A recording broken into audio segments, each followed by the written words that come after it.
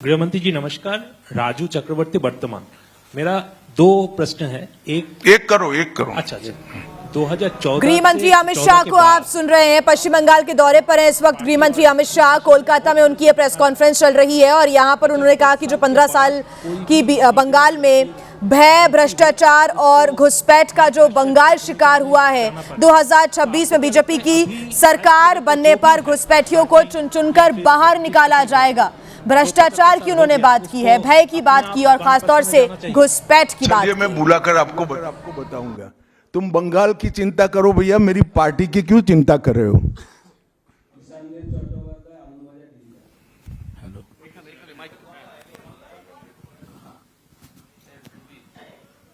Amit ji, there is anxiety among the Motua communities regarding the papers and documents to be produced in the SIR process. And would you like to consider anything so that they can get rid of their anxiety? मतुआओं को डरने की कोई जरूरत नहीं है। ये Bharatiya Janata party का वादा है। जो शरणार्थी बंगाल में आए हैं वो भारत के नागरिक हैं, इनका कोई नुकसान नहीं कर सकता, ममता बनर्जी भी नहीं कर सकती। Amit ji, this is Atri Mitra. पिछले कई इलेक्शन में हम लोग देखे हैं कि your ground level organisation was failed to dominate in the day of election with TMC. So is your organization is ready for now in 2020? आपने ध्यान से नहीं देखा है। मैंने इसीलिए पहले भाजपा की विकास यात्रा, भारतीय जनता पार्टी की विकास यात्रा बनाई। हम 3 सीट पर थे, 77 पर पहुंचे हैं और 77 से अब एज अ मुख्य विरोध पक्ष हमारा अधिकार है कि विफल सरकार को उखाड़कर हमें जनता शासन देगी। हम 77 सीट पर ऐसे नहीं पहुंच सकते, 18 सीटें ऐसे नहीं जीत सकते हैं। हमारा काम बूथ तक पहुंच चुका है, इसी के कारण हमें सफलता मिली है। प्रसेनजीत बख्शी, दूरदर्शन। आप विकास की बात कर रहे थे। हम अलग अलग शहर में जब मेट्रो की बात करते हैं तो हम मेट्रो की सूचना घोषणा देखते हैं और बाद में 2-3 महीने बाद मेट्रो चढ़ते हैं। लेकिन कोलकाता में हम देखते हैं कि हम बचपन से ही मेट्रो का काम चलते रहते हैं और ख़ास तौर से मैं जब ऑफिस जाता हूं देखता रहता हूं कि एक जगह है जहां पे मेट्रो का काम आधा अधूरा, पिछले 3 बार हाईकोर्ट का इंटरवेंशन के बावजूद भी वो काम हो नहीं पा रहा है और इसीलिए कई सारे जो यात्री है काफ़ी उसका दिक्कत हो रही है। तो ये जो इस यहाँ पे विकास का काम इस तरह से केंद्र और प्रदेश की खींचतानी में रुकावट देखते हैं, इसमें कैसे इसका इलाज किया जाता है? बैठ जाइए। हाँ। देखिए, भारत सरकार पूरे देश में इंफ्रास्ट्रक्चर के डेवलपमेंट के लिए बहुत सारे काम कर रही है। अगर भारत सरकार का पक्षपाती कामकाज का तरीका होता तो वो तमिलनाडु को भी अप्लाई हो सकता था, तेलंगाना को भी अप्लाई हो सकता था और हर राज्य को अप्लाई हो सकता था। सभी जगह इंफ्रास्ट्रक्चर के काम अच्छे चल रहे हैं। सिर्फ बंगाल में तकलीफ क्यों आ रही है?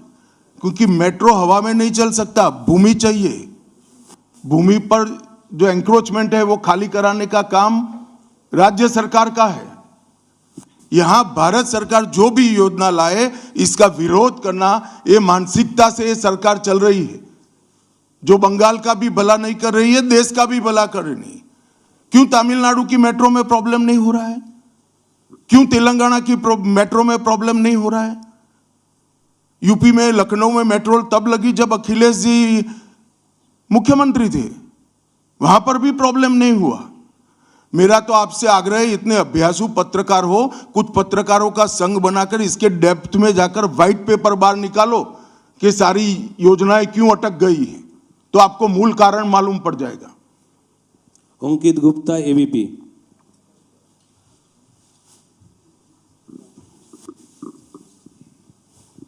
अमित जी, अभी आपने वंदे मातरम की चर्चा का जिक्र किया, लेकिन उसके साथ में जो है एक चर्चा और हुई थी, जी राम जी जो अभी जो कानून की शक्ल ले चुका है, उस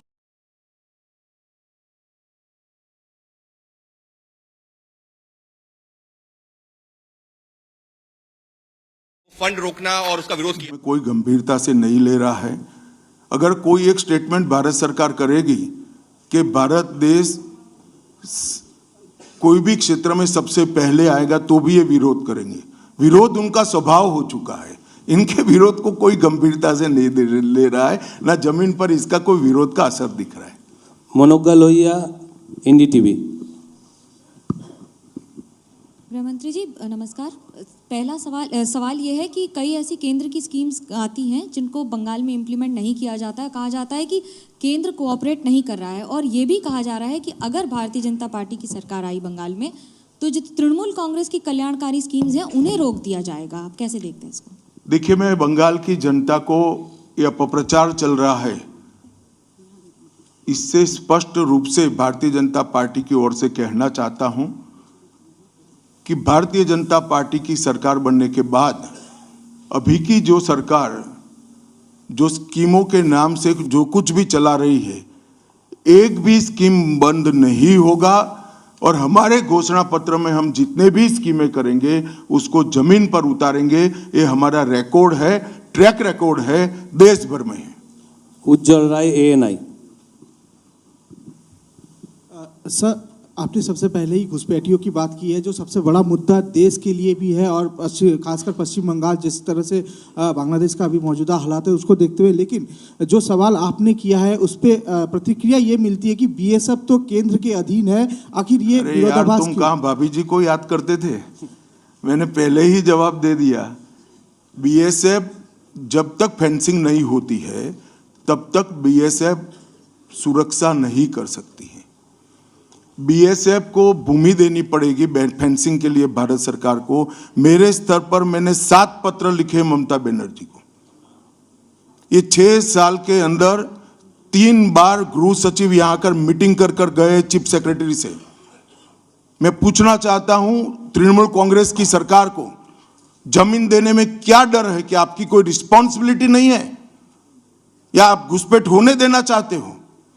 और फिर भी नदी नाले जंगल कहीं से कोई घुसपैठिया आ जाता है, कहां आता है? सबसे पहले गांव के थाने और पटवारी के बगैर कोई रह सकता है?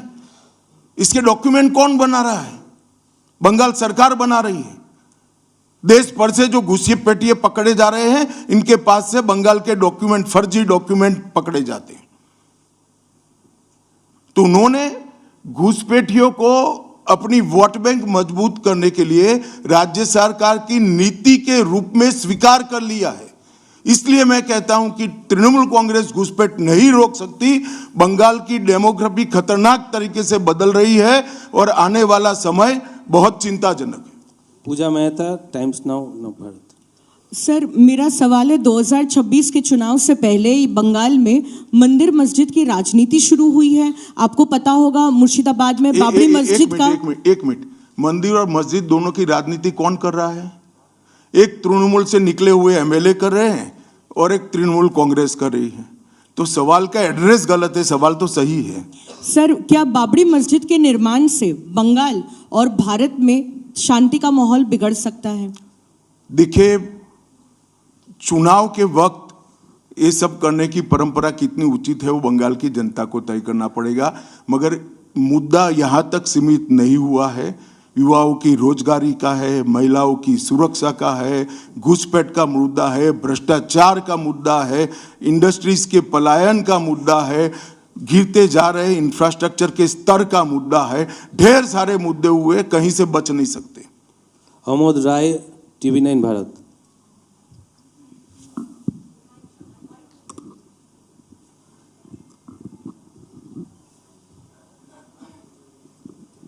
सर, मेरा एक प्रश्न ये है कि आज ममता बनर्जी लगातार 2 दिनों से ये कह रही हैं कि धर्मनिरपेक्षता उनका एक अपना स्वभाव है, लेकिन उन पे जो है तुष्टीकरण का आरोप लगाया जा रहा है।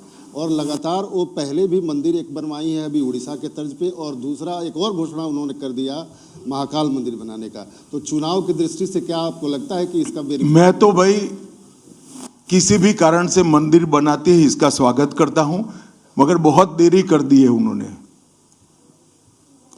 मयूख रंजन घोष, रिपब्लिक बांग्ला।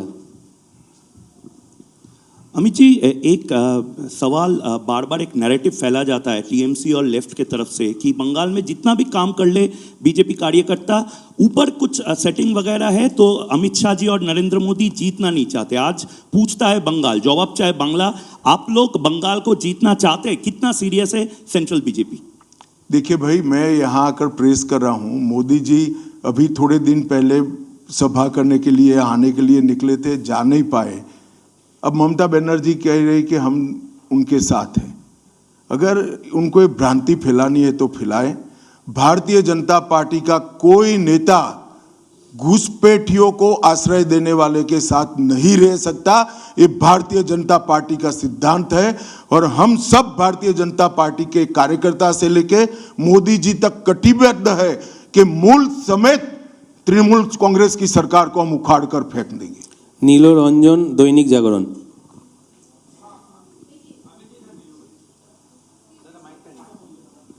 जी जी, मैं यहाँ। ये अभी आप कह रहे थे कि 3000 जो हैं भाजपा के कार्यकर्ता जो हैं घर छोड़कर भागना पड़ा उनको इलेक्शन के कारण, 300 की हत्या भी हुई है। फ्री एंड फेयर इलेक्शन कैसे होगा अगर मतलब लोग जा ही नहीं पाएंगे बूथ पर? तो देखिए, ऐसी ही नीतियां अपनाई थी कम्युनिस्टों ने, मगर सत्ता परिवर्तन हुआ या नहीं हुआ। ऐसी ही नीतियां अपनाई थी उत्तर प्रदेश में समाजवादी पार्टी ने, सत्ता परिवर्तन हुआ या नहीं हुआ। लोकतंत्र में जनता महान होती है और जनता जब तय कर सकती है, कर लेती है, किसी भी तानाशाह का कुछ नहीं चलता। Kamalika Sengupta, CNN News 18। So there has been a huge attack by the Trinamool leaders that the election commission is BJP commission. That's what they say, and whatever deletion is taking place, that is at the behest of BJP. So how do you react to that, sir? देखिए, ममता जी के पास से और कोई अपेक्षा रख नहीं सकते।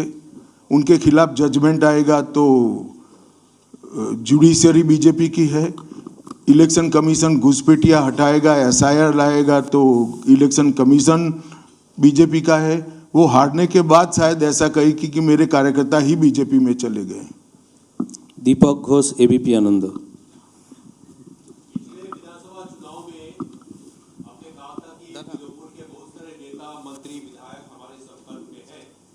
तृणमूल को कमजोर करने के मैंने नहीं कहा भैया, ऐसा कभी नहीं कहा।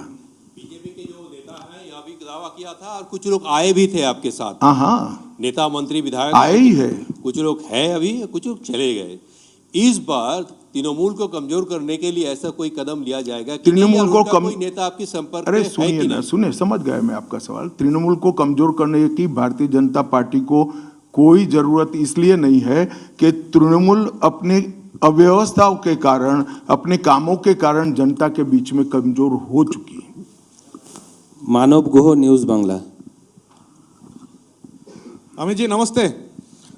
PMLA, prevention of money laundering act, हम जानते हैं हमारा देश का काफ़ी कड़ा एक आइन है, जिस आइन के दौरान अरविंद केजरीवाल जी तिहाड़ जेल चला गया, हेमंत सोरेन जेल चला गया। लेकिन यहाँ वेस्ट बंगाल में ED कलकत्ता हाईकोर्ट में रिपोर्ट दिया है, एक कंपनी है लीप्स एंड बाउंड्स जिसका 150 करोड़ रुपया सीज्ड हुआ है, लेकिन उसका मालिक अभी तक अरेस्ट नहीं हुआ। उसका नाम है अभिषेक बैनर्जी, TMC MP, आप जानती है। इसीलिए सेटिंग्स वगैरह ये जो लोग प्रश्न कर रहे हैं, इसीलिए सेटिंग्स वगैरह ये हवा उठ रहे हैं, नैरेटिव्स उठ रहा है। बीजेपी का जो लोअर लेवल का नेता भी है वो भी पूछ रहे हैं कि क्यों अभिषेक बैनर्जी अरेस्ट नहीं हुआ, उसका कंपनी का 150 करोड़ रुपया सीज्ड हुआ फिर भी अरेस्ट नहीं हुआ। बीजेपी के लोअर लेवल के नेता का मुझ पर छोड़ दीजिए, बाकी भारतीय जनता पार्टी किसी भी एजेंसी के काम में दखल नहीं देती है।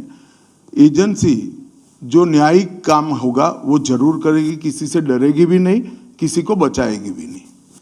Kamalaksha, news 18, G24।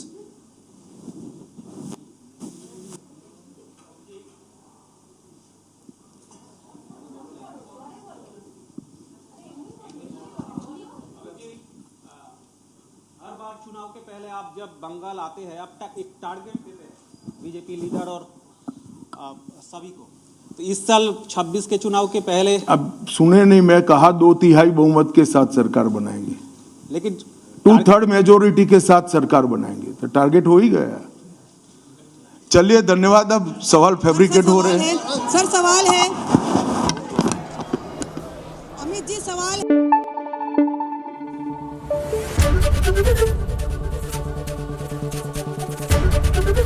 ABP news आपको रखे आगे।